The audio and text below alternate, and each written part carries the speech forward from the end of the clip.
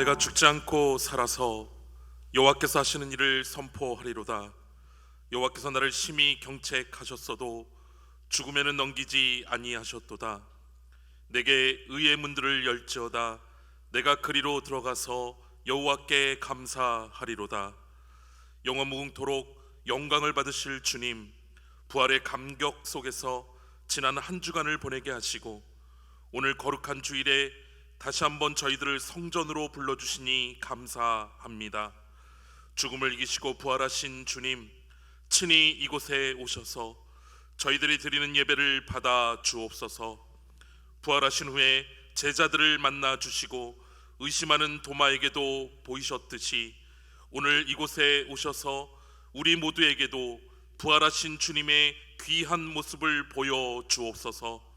예배하는 이 시간 부활의 주님을 배울 때에 우리 안에 걱정과 근심과 의심이 사라지게 하여 주옵소서. 예수님의 이름으로 기원하옵나이다. 아멘.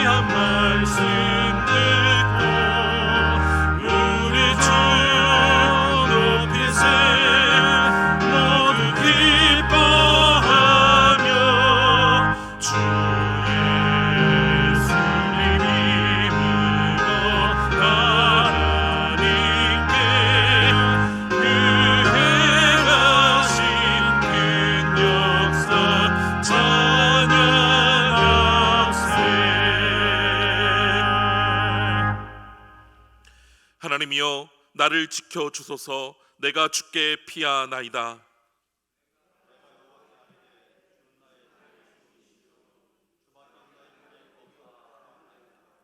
땅에 있는 성도들은 존귀한 자들이니 나의 모든 즐거움이 그들에게 있도다.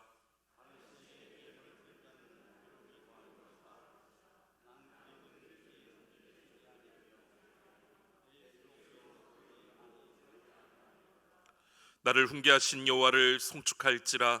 밤마다 내 양심이 나를 교훈하도다.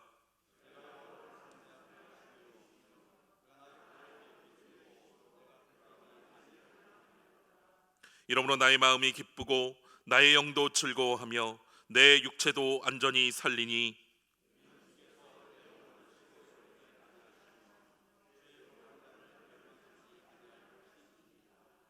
주께서 생명의 길을 내게 보이시리니 주의 앞에는 충만한 기쁨이 있고 주의 오른쪽에는 영원한 즐거움이 있나이다. 아멘.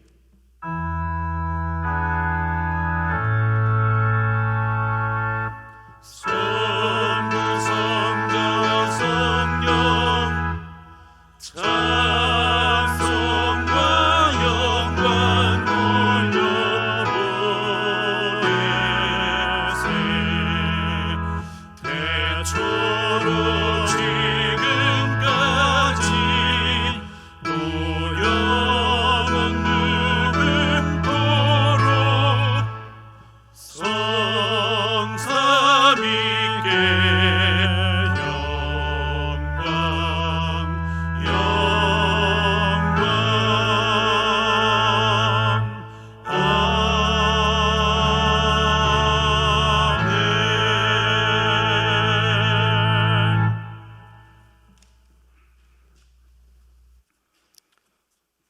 우리 하나님, 참 좋으신 하나님, 구하기 전 저희의 필요를 아시고 신실하게 채워주시는 하나님, 저희가 어디에 있든지 동일한 사랑으로 인도하시는 하나님, 연약할 때 강하게 하여 주시는 우리 하나님, 사랑의 사람의 육신을 입고 이 땅에 오셔서 우리의 죄로 인하여 죽기까지 낮추시며 겸손한 상태로 저희에게 구원을 베푸신 하나님, 감사와 찬양과 경배를 드립니다.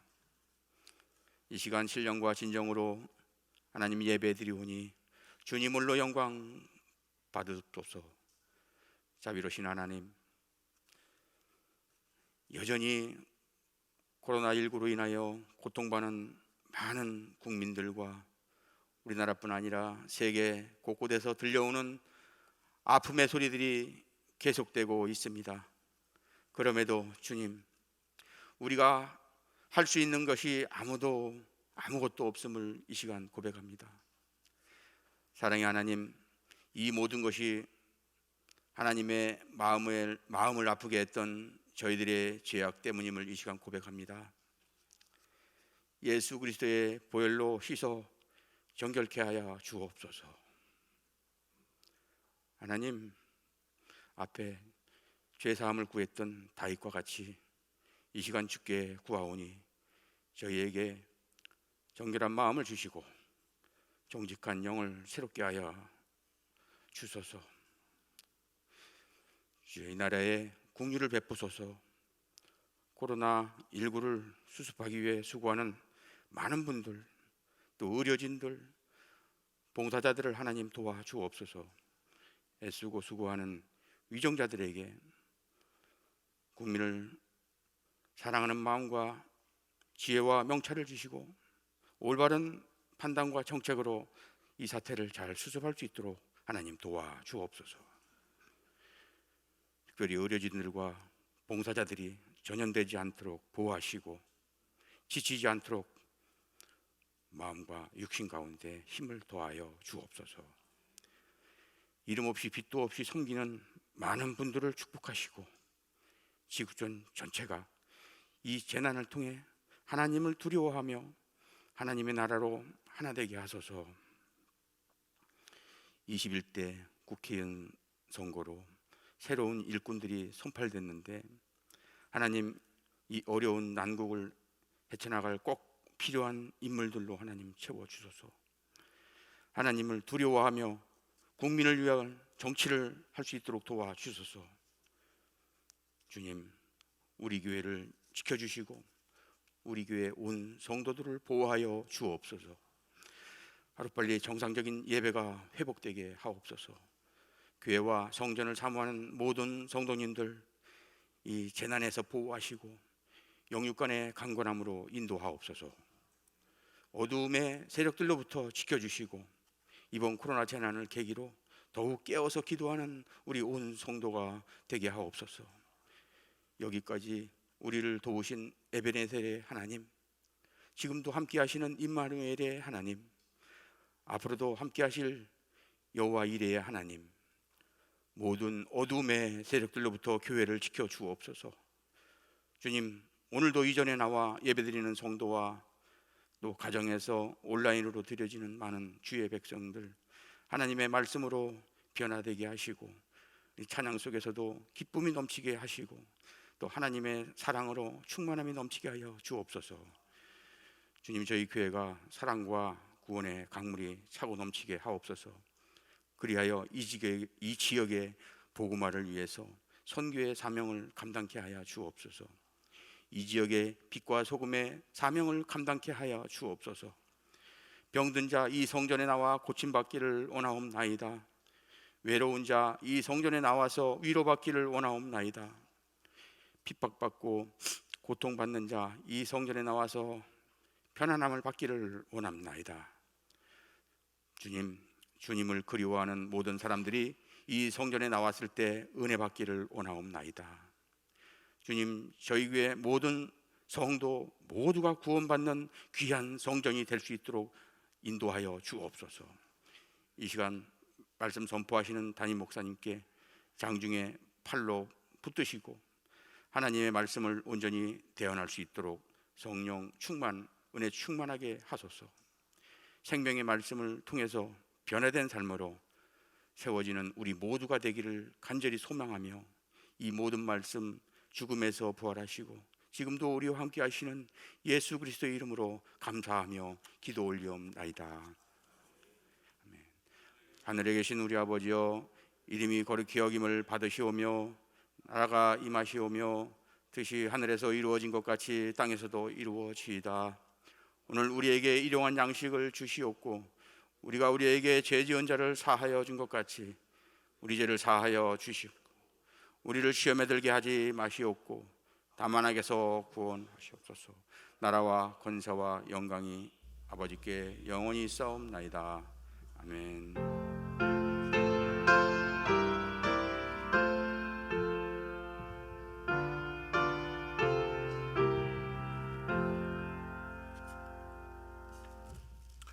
오늘 시간에 주신 하나님 말씀은 사도행전 2장 14절 말씀과 22절에서 32절까지의 말씀입니다.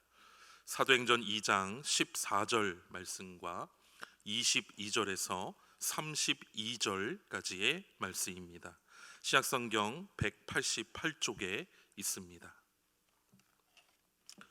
14절 말씀입니다.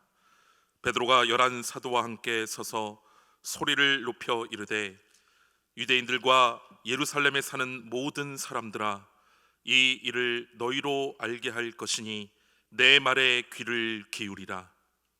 22절에서 32절까지의 말씀입니다. 이스라엘 사람들아, 이 말을 들으라.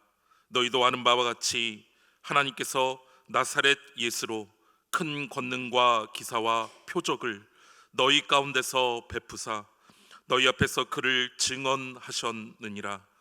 그가 하나님께서 정하신 뜻과 미리 아신 대로 내준 바 되었거늘 너희가 법 없는 자들의 손을 빌려 못 박아 죽였으나 하나님께서 그를 사망의 고통에서 풀어 살리셨으니 이는 그가 사망에 매여 있을 수 없었음이라. 다윗이 그를 가리켜 이르되 내가 항상 내 앞에 계신 주를 배웠음이여 나로 요동하지 않게 하기 위하여 그가 내 우편에 계시도다. 그러므로 내 마음이 기뻐하였고 내 혀도 즐거워하였으며 육체도 희망에 거하리니 이는 내 영혼을 음부에 버리지 아니하시며 주의 거룩한 자로 썩음을 당하지 않게 하실 것임이로다.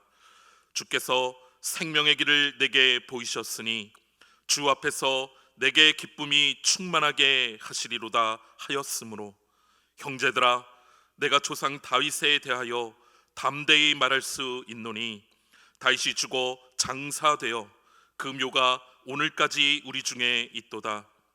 그는 선지자라 하나님이 이미 맹세하사 그 자손 중에서 한 사람을 그 위에 앉게 하리라 하심을 알고 미리 본고로 그리스도의 부활을 말하되 그가 음부에 버림이 되지 않고 그의 육신이 썩음을 당하지 아니하시리라 하더니 이 예수를 하나님이 살리신지라. 우리가 다 이 일의 증인이로다. 아멘.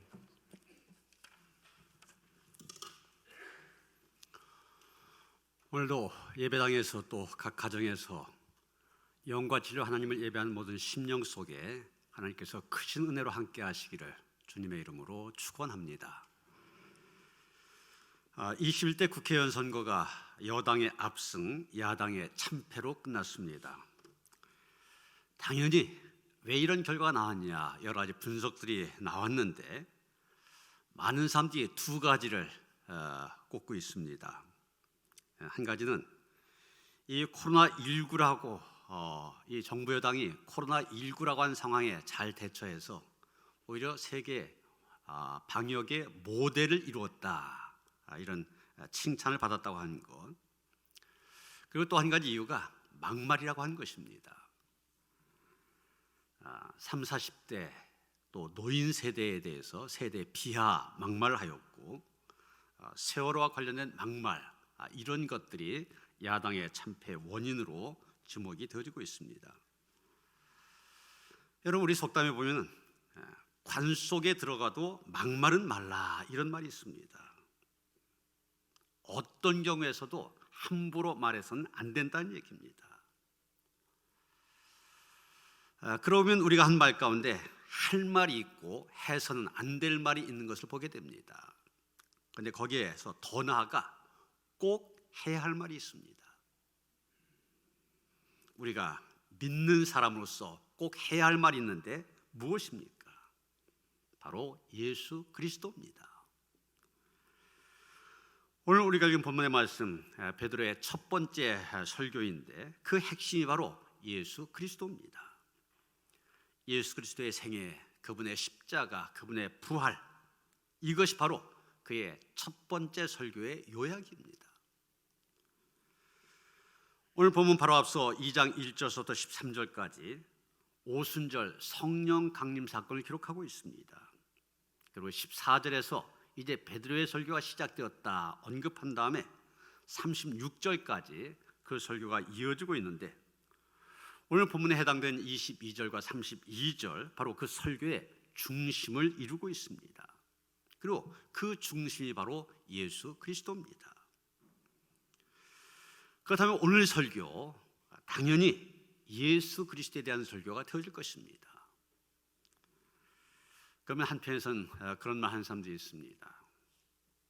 우리가 다 예수 그리스도에 대해서 알기 때문에 지금 이 예배 자리에 나와 있는 거 아니냐,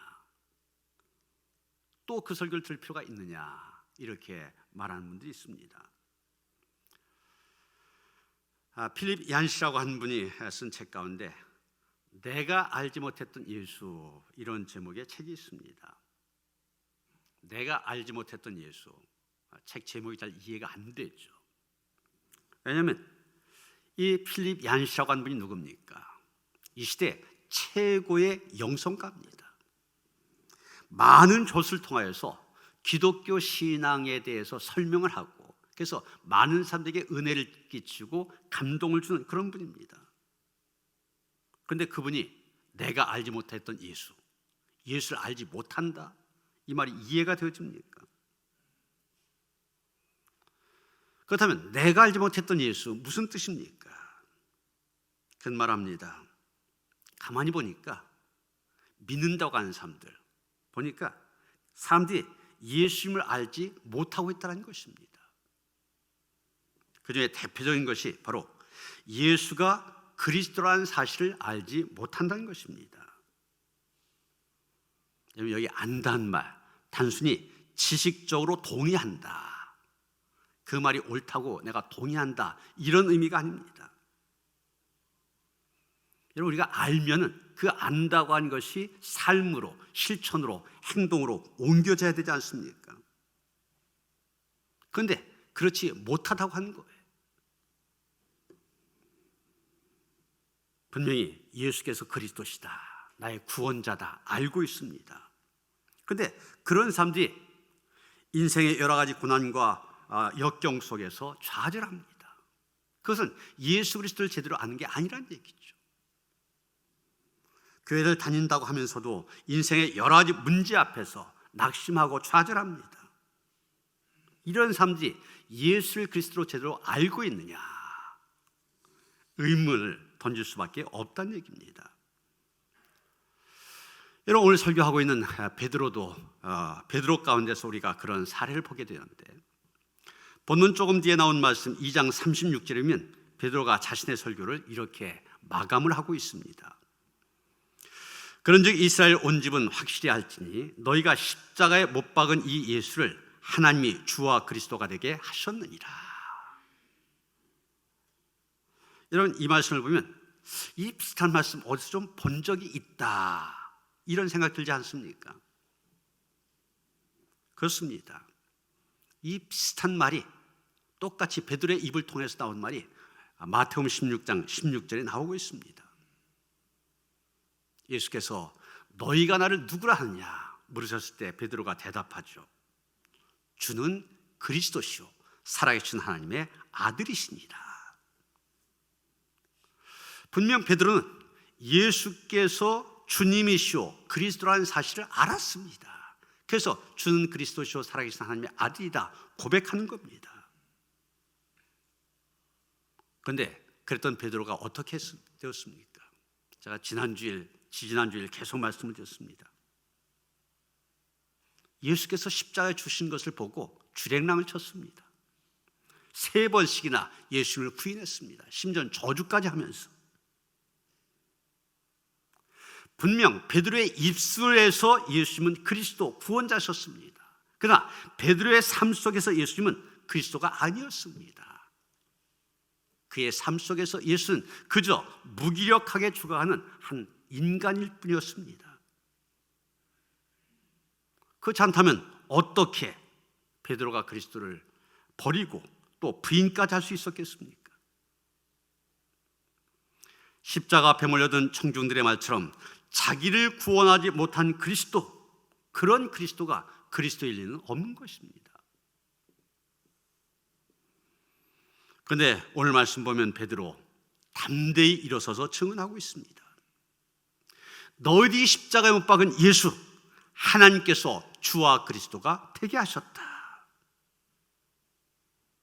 겁장이 베드로, 이제는 생명을 걸고 예수께서 그리스도라고 증언하고 있습니다. 지금 베드로의 설교를 듣고 있는 사람들, 예수님을 죽인 사람들입니다. 당연히 베드로와 다른 사도들도 죽일 수 있습니다. 그런데 그런 상황에서 겁먹지 않고 일어나 예수는 그리스도라고 증언하고 있는 것입니다. 여러분, 무엇을 말하는 것입니까? 지난주에 말씀드렸던 것처럼 베드로는 변화된 것입니다.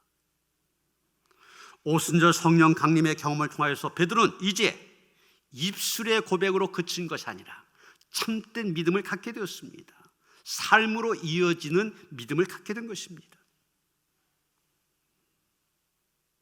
그래서 믿음으로 분명히 고백하고 있습니다. 예수는 그리스도시라고.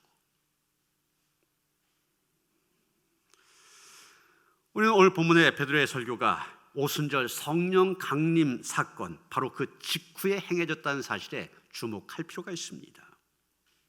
지금 베드로는 성령 충만을 경험한 그런 성도들에게 설교하고 있습니다. 이유는 성령 충만을 경험한 성도들, 그들이 말씀으로 다져질 필요가 있다, 이렇게 생각했기 때문입니다. 이 말씀이 오늘 우리 한국교회에 주는 교훈이 있습니다. 한국교회가 그러면 세계에서 유례를 찾아볼 수 없을 정도로 부흥한 그런 교회입니다. 어떻게 해서 이렇게 한국교회가 부흥하게 되느냐? 크게 2가지의 흐름이 있었다고 얘기합니다. 하나의 흐름은 성령의 은사에 초점을 맞춰 겉으로 드러나는 방언이나 예언, 신유의 은사, 이런 것들을 강조하는 흐름입니다. 대표적인 교회가 조영기 목사님의 순봉교회죠. 또 하나의 흐름은 제자 훈련 등 말씀을 강조하는 흐름입니다. 대표적인 교회가 옥함 목사님 사랑의 교회입니다. 그런데 여러분, 이 성령의 은사와 말씀은 같이 가야 됩니다. 한 가지만 강조돼서는 안 됩니다. 성령의 은사만을 강조하다 보면 가슴은 뜨겁지만 머리는 차가워집니다. 머리가 비게 돼요. 반면에 말씀을 강조하다 보면 머리는 뜨겁지만 가슴은 차가워집니다. 그렇기 때문에 이 둘은 함께 가야 되는 것입니다. 그러기에 성령 충만과 말씀, 이 2가지가 조화를 이룬 신앙, 그런 신앙이 건강한 신앙입니다. 제가 전에 부목사로 사역했던 교회 담임 목사님이 말씀 중심으로 목회를 하셨던 교회입니다. 성서대학을 개설하여 성경을 가르쳤고 주일날 설교를 하시는데 보통 1시간 한참 넘게 설교하십니다. 그래서 예배 시간이 한 2시간 가까이 돼요. 말씀을 하나하나 자세히 가르치다 보니까 설교가 길어지는 겁니다. 신방을 가셔서도 굉장히 길어 신방하는 시간이. 역시 하나하나 말씀을 가르치다 보니까 그렇게 길어지는 겁니다. 근데 그 당시에 순복음교회 다니던 한 집사님이 등록을 하셨는데 처음에는 적응하는데 굉장히 힘들어 하더라고요. 여러분 잘 아시는 것처럼 순복음교회 굉장히 뜨겁지 않습니까? 기도했다면 통성으로 기도하고 방언으로 기도하고. 그랬는데 교회 분위기가 차분하고 조용합니다. 그러니까 이 신앙생활 한 것 같지가 않더래요. 몇 년 지나서 고백하는데 자기의 그 뜨거웠던 믿음이 말씀으로 다져지니까 너무 좋다는 것입니다. 성서대학을 통하여 성경을 공부하고 그러면서 균형 잡힌 신앙으로 성장하여 나중에 그 남편은 장로가 되었고 이분 권사가 되어 누구보다도 열심히 헌신하는 그런 가정을 이루었습니다. 이제 베드로가 설교를 통하여 고백하는 예수 그리스도 좀 더 자세히 살펴보길 원하는데 여기서 베드로는 예수님에 대해서 세 가지로 얘기하는 것을 보게 됩니다. 첫째로 예수 그리스도는 누구냐? 능력을 행하신 분이다. 22절 보시면 이스라엘 사람들아 이 말을 들으라. 너희도 아는 바와 같이 하나님께서 나사렛 예수로 큰 권능과 기사와 표적을 너희 가운데서 베푸사 너희 앞에서 그를 증언하셨느니라. 무슨 얘기입니까? 예수께서 이 상에 계신 동안 수많은 권능과 기사와 표적을 행하셔서 바로 그분이 하나님의 아들이시며 그리스도이심을 증거하셨다는 것입니다. 여러분 우리가 성경을 보면은 예수를 따른 무리들 너무 많다 보니 예수께서 자신의 행로를 비밀에 붙이실 때도 있었던 것을 보게 됩니다. 예수님이 가신 곳 어디든지 사람들이 모여서 발붙일 곳이 없었기 때문입니다. 누가복음 19장에 보면 예수께서 여리고 지나가실 때 사람들이 너무 많이 모여듭니다. 키가 작은 삭개오 예수님을 볼 수가 없어서 보신 것처럼 뽕나무에까지 올라가서 예수님을 보았다고 했지 않습니까?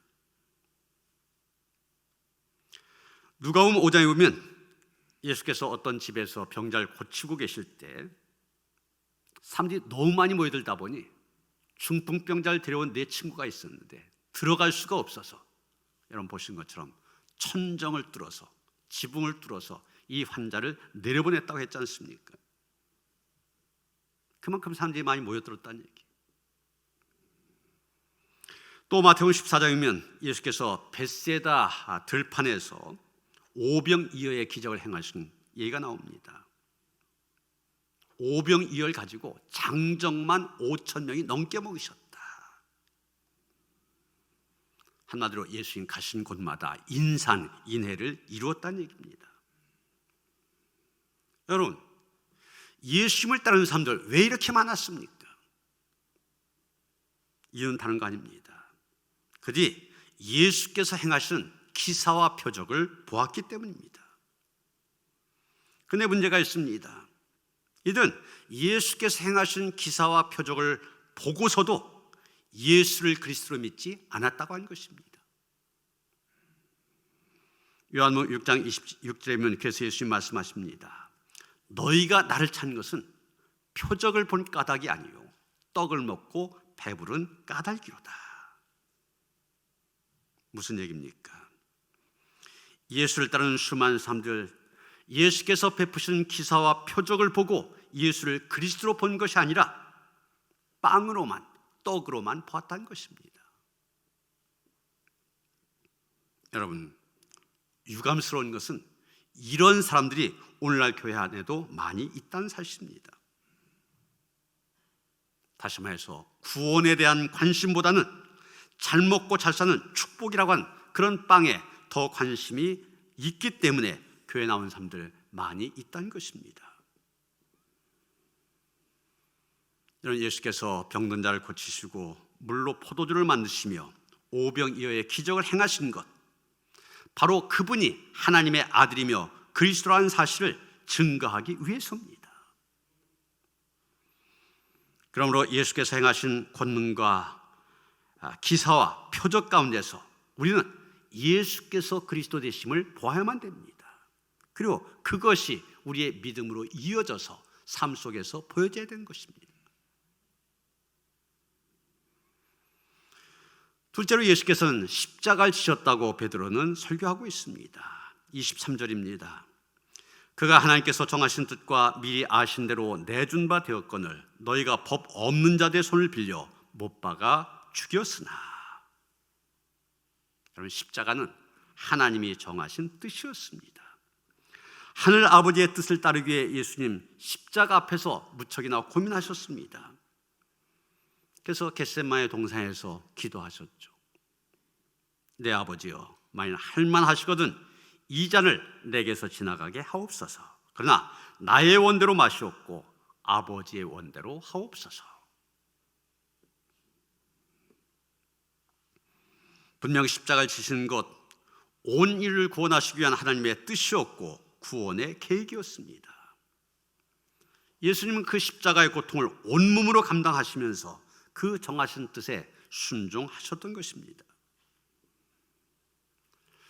그런데 여기서 베드로는 아주 중요한 지적을 하고 있습니다. 23절 하반절을 보시면 너희가 법 없는 자들의 손을 빌려 못 박아 죽였다, 이렇게 말하고 있습니다.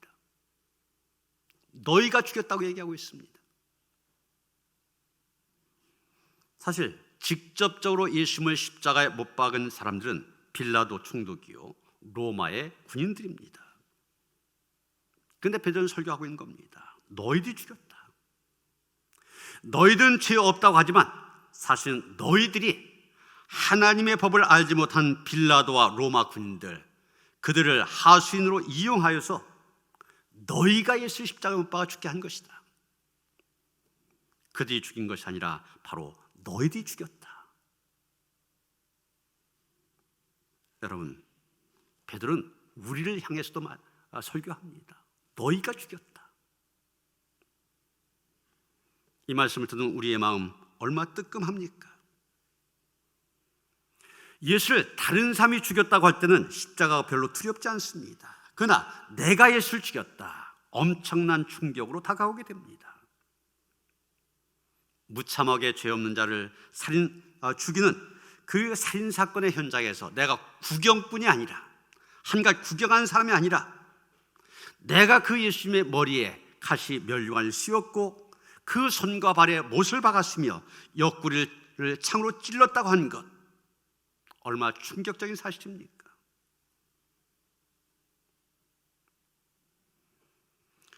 벌써 10여 년의 세월이 지났는데 제가 지방 감리사로 있을 때 지방 교육자들과 함께 이스라엘 성지 순례를 간 적이 있습니다. 예루살렘에 가면 비아 돌로사라는 그런 길이 있습니다.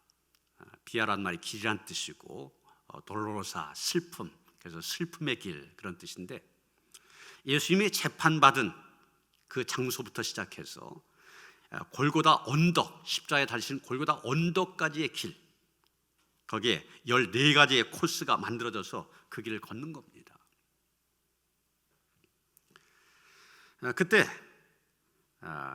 십자를 하나 빌려서 그것을 짊어지고 예수님의 고통을 좀이나 느껴보자, 그래서 십자가를 짚고 이렇게 걷는데 제가 감사였기 때문에 제일 먼저 그 십자가를 짚고 먼저 걸었습니다. 여러분, 저 십자가를 지고 그 길을 걸어갈 때 예수님 어떤 상황입니까? 밤을 새워 애간장이 끓는 기도를 하셨습니다. 대제사장과 로마 총독에게 심문을 받으셨고 채찍에 맞으셨습니다. 지치고 피 흘리신 몸으로 70kg이나 되는 저 무거운 십자가를 지고 가파른 골고다 언덕을 오르고 계십니다. 십자가를 지고 걸으면서 그런 예수님의 모습을 상상할 때 굉장히 마음이 무거웠었습니다. 우리가 무엇이길래 이렇게 고통스럽고 힘든 십자가의 길 예수님께서 걸으셨을까?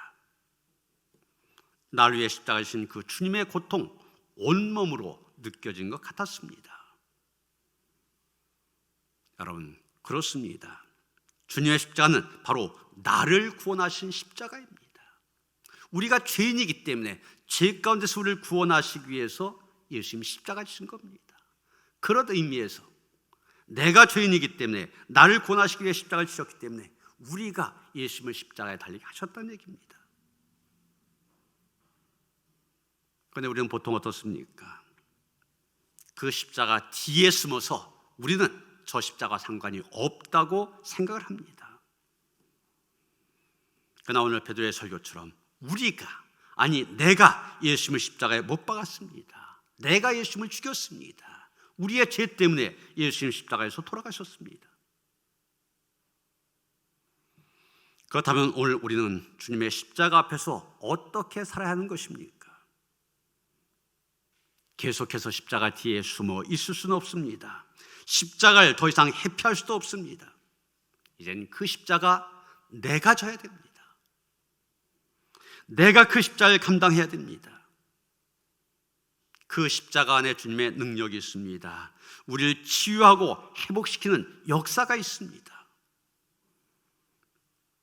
바라기는 날마다 이 십자가 든든히 붙잡고 믿음으로 승리한 성도들 되어주시기를 바랍니다. 셋째로 베드로는 설교합니다. 예수께서 다시 살아나셨다고. 24절 보시면 하나님께서 그를 사망의 고통에서 풀어 살리셨으니 이는 그가 사망에 매여 있을 수 없었습니다. 이렇게 말하고 있습니다. 하나님은 예수를 죽음에 계속해 머물러 있게 할 수 없었습니다. 본문에 나온 내용 그대로 하나님께서는 사망의 고통에서 풀어 살리셨습니다. 그다음에 여기 고통이라는 단어가 나오는데 헬라어로 오딘 이런 말입니다. 근데 그 의미는 사냥꾼의 덫을 가리킵니다. 짐승을 잡기 위해서 사냥꾼이 쳐놓은 덫을 가리키는 겁니다. 지금 사냥꾼의 덫에 걸린 짐승을 한번 상상해 보세요. 이 짐승 절대로 자기 힘이나 자기 능력으로 그 덫에서 벗어날 수 없습니다. 결국 여기 사망의 고통이라고 했는데 무슨 얘기냐? 일단 사망, 죽음의 나락에 떨어지면 어떤 인간도 헤어날 수 없음을 표현하고 있는 것입니다. 그런데 덫에 걸린 짐승이 살아날 수 있는 길이 하나가 있습니다. 그 누군가가 그 덫에서 이 짐승을 풀어주면 됩니다. 그런데 덫에서 짐승을 풀어준 것만 갖고는 충분하지 않습니다. 덫을 설치한 사냥꾼이 와서 원하는 짐승이 걸려있으면 기쁨으로 그 덫을 풀어줍니다. 그런데 이 짐승 자유롭게 도망가도록 하기 위해서 풀어준 것이 아닙니다. 오히려 진짜로 죽이기 위해서 풀어준 것입니다. 그러기에 덫에 걸린 짐승이 살 수 있는 유일한 길이 있습니다. 누가 풀어주되 살려주기 위해서 덫을 풀어주는 것입니다. 지금 베드로가 얘기한 것, 하나님께서 하신 일이 바로 그것이라는 얘기입니다. 예수를 사망의 덫에서 풀어주시기만 한 것이 아니라 풀어서 살리셨음을 강조하고 있는 것입니다. 하나님께서 예수를 사망의 덫에서 풀어주신 것, 또 다른 목적으로 죽이기 위해서가 아닙니다. 영원히 살리기 위해서라는 것을 강조하고 있는 것입니다. 이 사실이 얼마나 중요했던지 베드로는 오늘 본문 25절부터 31절까지 다윗이 예수 그리스도에 대해서 예언한 시편 16편을 인용해서까지 얘기하고 있습니다. 그런 다음에 32절에 가서 뭐라고 얘기합니까? 이 예수를 하나님이 살리신지라. 그리고 베드로는 이 사실을 한 번 더 강조한 것으로 설교의 결론을 내리고 있습니다. 베드로의 설교의 마지막 절 36절입니다. 그런즉 이스라엘 온 집은 확실히 알지니 너희가 십자가에 못 박은 이 예수를 하나님이 주와 그리스도가 되게 하셨느니라. 여러분, 중요한 것은 예수를 사망의 덫에서 영원히 풀어 살리신 하나님, 그 하나님께서 우리들을 당신의 자녀로 불러주셨다는 사실입니다. 그러기에 우리는 예수 그리스도를 우리의 주로 고백하고 그리스도로 고백한 것입니다. 하나님께서 이 놀라운 은혜를 베풀어 주신 이유가 무엇입니까? 죄로 인하여서 사망의 덫에 걸려 죽어간 우리들, 그 우리들을 예수 그리스도 안에서 그 덫으로부터 영원히 풀어주셔서 살리시기 위해서입니다. 요한복음 11장 25절 26절 보면 그 주님께서 우리에게 이렇게 질문하십니다. 난 부활이요 생명이니 나를 믿는 자는 죽어도 살겠고 무릇 살아서 나를 믿는 자는 영원히 죽지 아니하리니 이것을 내가 믿느냐? 이것을 내가 믿느냐? 이 주님의 질문, 우리가 구원받은 그리스도로 살아간다는 것이 무엇인가를 깨닫게 해주고 있습니다. 그것은 바로 하나님께서 우리를 사망의 덫에서 영원히 풀어 살리셨음을 믿고서 살아가는 것입니다. 그러게 여러분, 우리가 정말 예수님의 부활을 믿는다면, 또 예수님의 부활과 함께 우리도 부활할 것을 믿는다면 우리는 죽음을 두려워하지 말아야 됩니다. 우리의 코끝에서 호흡이 멈추는 순간 우리는 시체가 되어집니다. 아무리 살아간 사람이라도 호흡이 끝나면 냉동 창고에 보관되어집니다. 그리고 화장을 한다든지 매장을 함으로 장례를 치르게 됩니다. 이런 살아가는 성도들 가운데, 아니면 주변의 친지들 가운데 우리 곁을 떠난 사람들 볼 때마다 우리는 죽음이 무엇인가를 다시 한번 생각하게 됩니다. 그때 여러분이 느끼는 감정이나 인상에 대한 태도 어떻습니까? 두려움의 감정이 크지 않습니까? 언젠가 나도 세상을 떠난 날 두렵지 않습니까? 그러나 정말 우리가 예수의 부활을 믿는다면 더 이상 죽음을 두려워할 필요가 없습니다. 이유는 베드로가 설교한 것처럼 하나님께서 사망의 덫에 매였던 우리를 풀어 살리셔서 주님과 함께 천국에서 영생을 누리게 하실 것을 믿기 때문입니다. 이것이 바로 매일의 삶 속에서 주님의 부활을 경험하며 살아가는 성도의 모습입니다. 어느 목사님이 65세에 폐암에 걸렸습니다. 수술하기엔 너무 늦었습니다. 이 목사님이 이런 글을 썼습니다. 처음 불치의 암에 걸렸다는 진단을 받았을 때 안도감 같은 것을 느꼈다고 한 것이 나의 솔직한 고백입니다. 다른 병 같으면 많이 아프겠지만 폐암은 그렇게 아프지도 않습니다. 미리 사실을 사실대로 알았기 때문에 그동안 못다한 일들 정리도 하고 못 만나본 친구도 찾는 기회도 가졌습니다. 그리고 인생이 너무나 귀하게 느껴졌습니다. 세상이 아름답게 보이고 너무나 시간이 귀해서 한순간도 아껴서 썼습니다. 주변에서 일어난 사실들을 전부 다 더 정확하게 깨달을 수가 있었습니다. 이 인생의 끝이 정말 영원한 끝이라면 두렵겠지만, 그러나 그렇지 않음을 나는 확실히 믿습니다. 사람의 죽음은 보다 풍성한 삶의 시작일 뿐이라고 확신하기 때문입니다. 진정한 부활신앙을 가진 사람의 삶의 모습을 우리는 보게 됩니다. 부활신앙을 갖기 때 이런 믿음, 이런 용기 가질 수 있게 된 것입니다. 이제 오늘 본문 마지막 절에서 베드로는 말합니다. 우리가 다 이 일의 증인이로다. 우리가 증인이라. 이 증인이란 말, 이것은 제자지 그리스도인들에게 붙여준 최초의 이름입니다. 우리는 최초의 이름 그러면 그리스도인 이 말을 하지 않습니까? 그런데 사도행전 11장에 가서 안디옥에 믿는 사람들, 다른 사람들로부터 저 사람들 나사렛 예수를 믿고 따르는 사람들이다, 그런 의미에서 그리스도인이라 불려졌습니다. 그런데 이것은 11장이니까 한참 뒤의 이야기입니다. 최초의 이름은 증인입니다. 예수 그리스도의 증인, 이것이 바로 우리의 정체성입니다. 사랑하는 성도 여러분, 다시 한번 증인으로서의 우리의 정체성을 확인하며 우리의 말뿐만이 아니라 우리의 삶 속에서의 실천으로 베드로처럼 예수 그리스도를 전하는, 예수 그리스도의 증인이 되어 살아가는 그런 성도들 되어주시기를 주님의 이름으로 축원합니다. 하나님, 우리에게 예수는 그리스도라고 하는 분명한 믿음을 주셨기 때문에 이 시간도 그 주님 앞에 나와 영과 진리로 예배드리게 된 줄 믿습니다. 하나님, 이 믿음이, 이 고백이 우리의 삶 속에서 그대로 보여지기를 원합니다. 예수께서 그리스도신데, 예수께서 우리의 주님이신데 세상에서 우리가 두려워할 일이 무엇이 있습니까?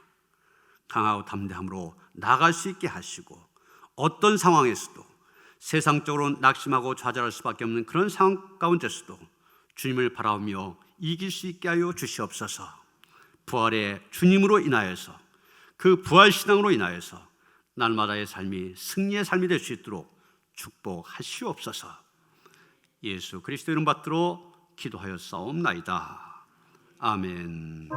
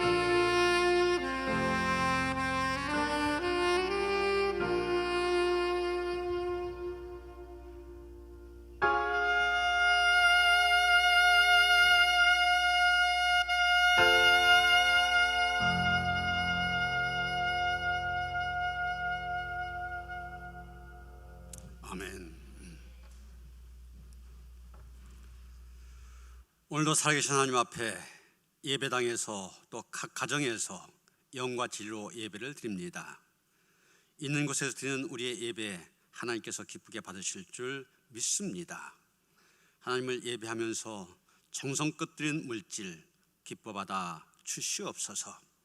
우리의 마음을 다하고 정성을 다하여 정말 하나님 앞에 헌신한 마음으로 드린 물질 하나님께서 기뻐 받으시고 드린 손길들 축복하여 주시옵소서. 오늘의 가정과 자녀들 생업이 하나님의 은혜로 하나님의 축복으로 가득 차게 하여 주시옵소서. 또 드려진 물질 축사하시사 하나님 나라가 이 땅에 확장되어지는데 더 많은 사람들이 하나님 나라의 은혜를, 하나님 나라의 기쁨을, 하나님 나라의 평강을 누리는데 쓰임받게 하여 주시옵소서. 우리 주 예수 그리스도 이름 받들어 간절히 축원하며 기도하옵나이다. 아멘.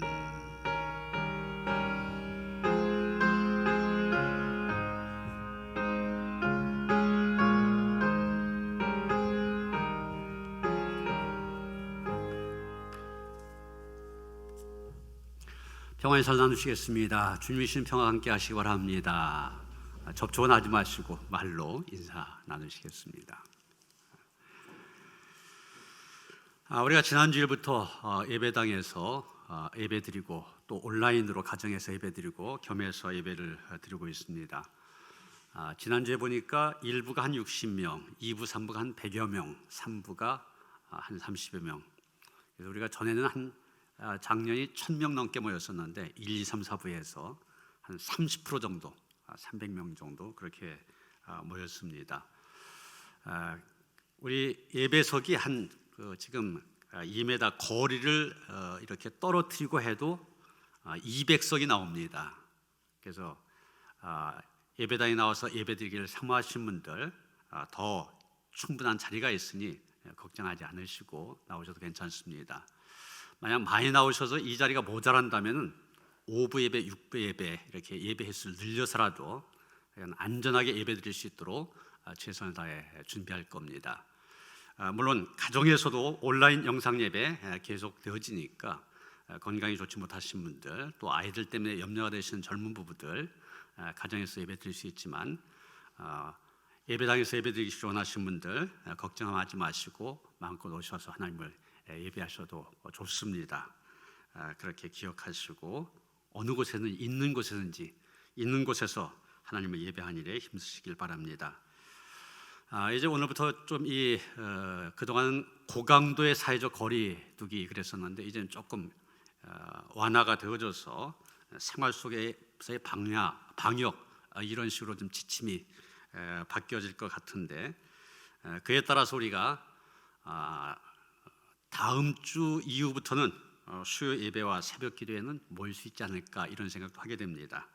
그러나 이번 주까지는 예전과 그대로 수요 예배와 새벽 기도에는 영상 예배로 모이고 또 교회학교 각 부서 지금 해온 그대로 하니까 참고하셔서 예배에 참여하시길 바랍니다.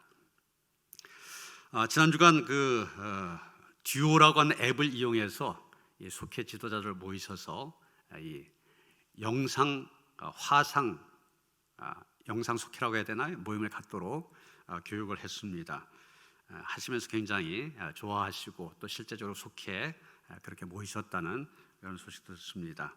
그걸 보면서 이 온라인 목회 신방을 시도해도 괜찮겠다 이런 생각을 해서 다음 주부터 시작하려고 합니다.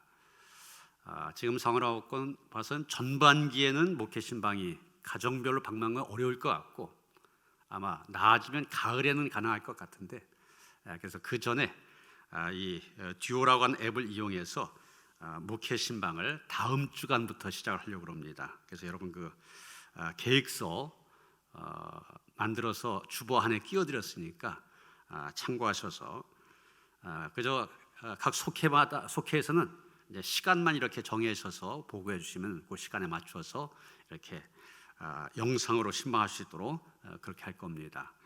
참고하시고 이런 새로운 방법을 통해서 또 우리가 기대하지 못했던 하나님께서 은혜를 주실 것을 기대하면서 기도를 준비하신 가운데 큰 은혜의 시간들 되어주시길 바랍니다. 주중에는 기도하시도록 늘 개방이 되어져 있습니다. 오셔서 기도하도록 하시고요. 마스크 만들기 이번 주간까지 하려고 합니다. 그래도 내가 한번 나갔어야 하시는 분들 이제 더 이상 기회가 없습니다. 이번 주에 오셔서 마지막 수고해 주시기를 부탁을 드립니다. 강금남 집사님 모친 되시고 정경식 집사님 장모 되시는 박경자 성도님 소천하셨습니다. 길병원 장례식장인데 어제 소천하셨습니다. 지금 많이 함께 할 수는 없기 때문에 교회에서 물론 문상을 가게 되겠지만 함께 갈 수는 없고 많이 가는 걸 그러니까 여러분 자유롭게 문상을 해주시기를 부탁을 드립니다. 다 일어나셔서 찬송가 484장 찬송하시겠습니다.